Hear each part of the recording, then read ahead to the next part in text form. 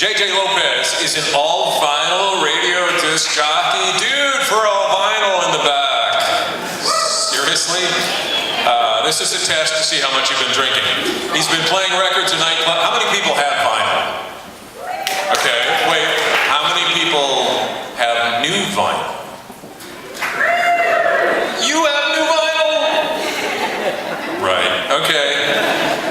He has been playing records in nightclubs professionally for more than 17 years, considered by many in South Texas to be one of the last old-school vinyl DJs. He maintains a traditional approach to spinning records by demonstrating a classic 1970s DJ technique. His selections range from popular soul and funk standards to obscure Chicano Soul 45s. He's a producer for KRTU 91.7 FM. And he spins at Tucker's Cozy Corner every first and third Friday of the month, host of an all-vinyl dance party called the Soul Spot.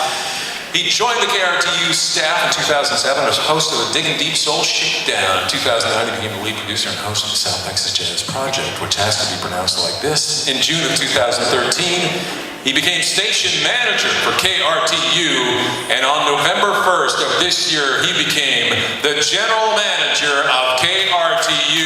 Please welcome DJ JJ.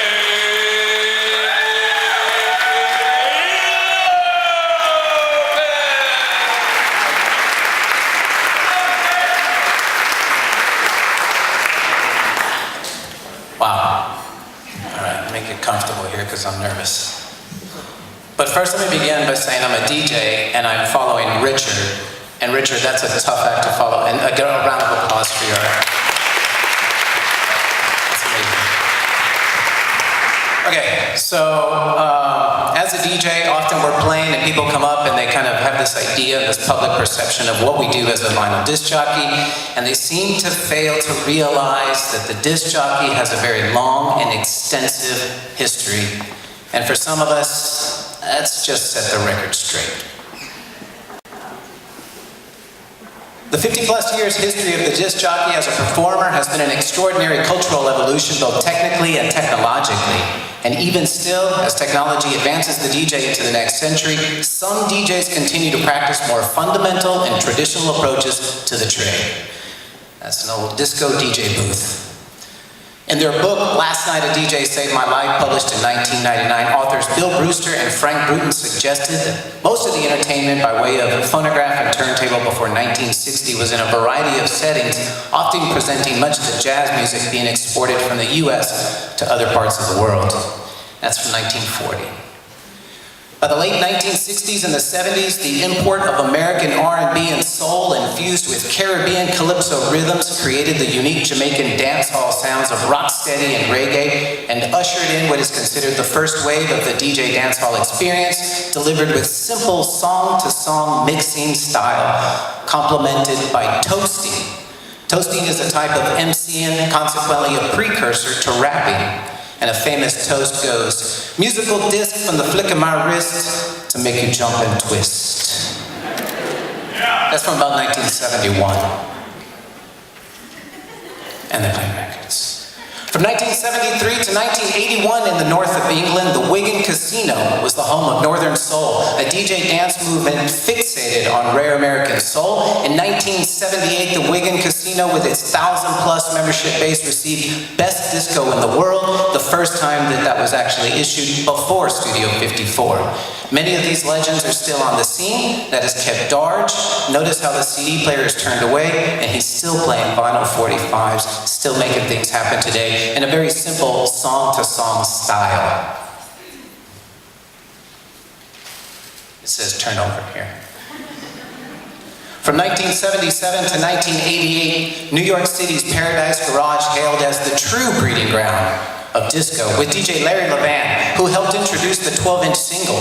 The evolution of the turntable with new tempo control features helped DJs with a new mixing technique that involved long, seamless mixes where songs could be overlapped one another, and they still use that technique today. Some people are still using that style and keeping disco alive, like Dimitri from Paris, who has surfaced a ton of rare disco that was otherwise lost in a sea of misrepresentation.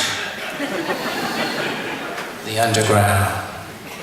Paralleling the rise of disco in the late 1970s, the arrival of a Jamaican DJ who brought toasting with him to New York City and the Bronx, DJ Kool Herc ushered in another form of DJ dance experience, and DJs like K-Slash used to cut drum solos of records into seamless loops that allowed the MC to toast or rap over the record.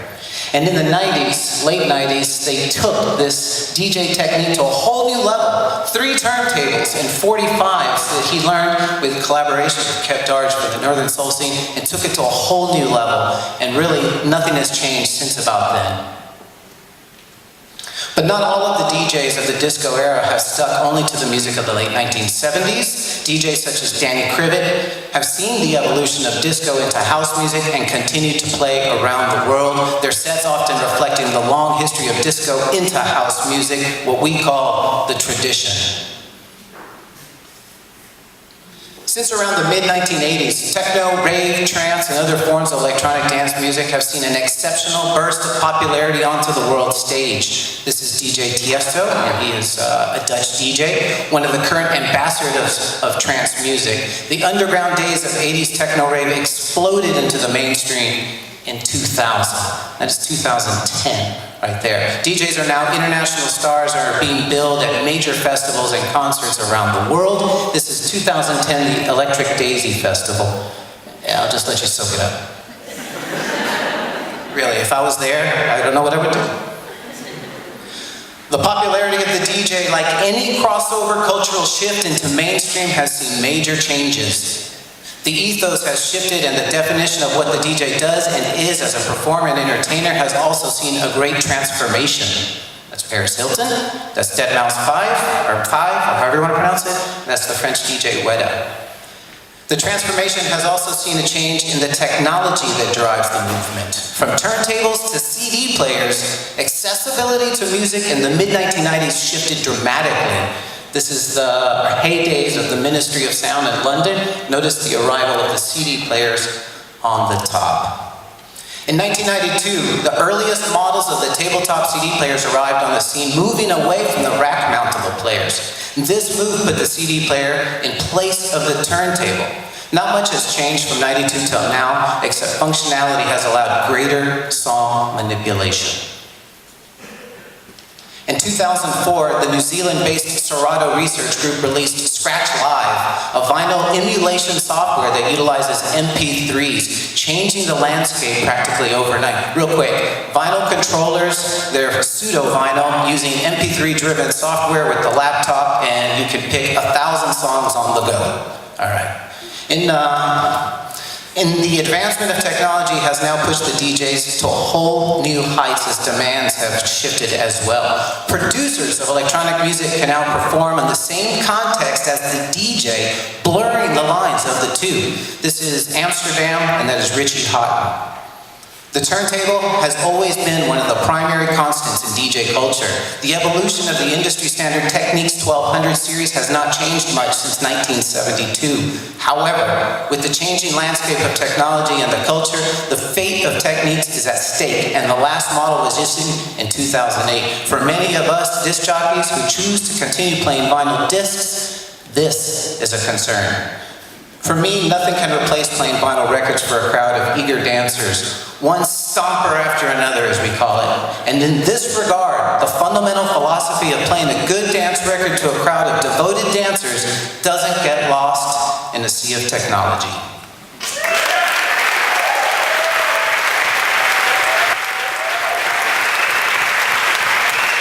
Thank you very much, JJ Lopez. Okay, now, how long have you been wanting or DJing?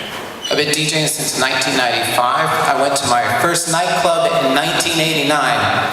I went to the Hard Industrial Club, and I did not feel comfortable.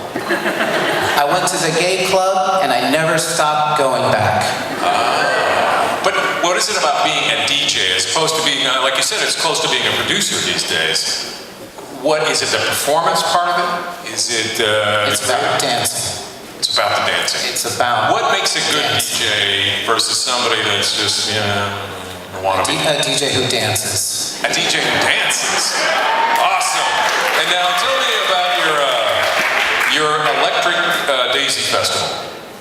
I didn't go to the electric. No, I know, dance but you seem to have a moment there when you even thought about it. Is that about DJing, or is that just about the music, the dance? Well, I think it's just connecting with that many people and playing a couple good records. And, you know, the DJ is half the experience and the crowd is the other half. DJs forget that and they think it's just a one-way street, but it's not. It's a symbiotic relationship. So you can imagine the kind of good time you could have with that many people playing some great And then records. do you have to do kind of this thing like you were working on that?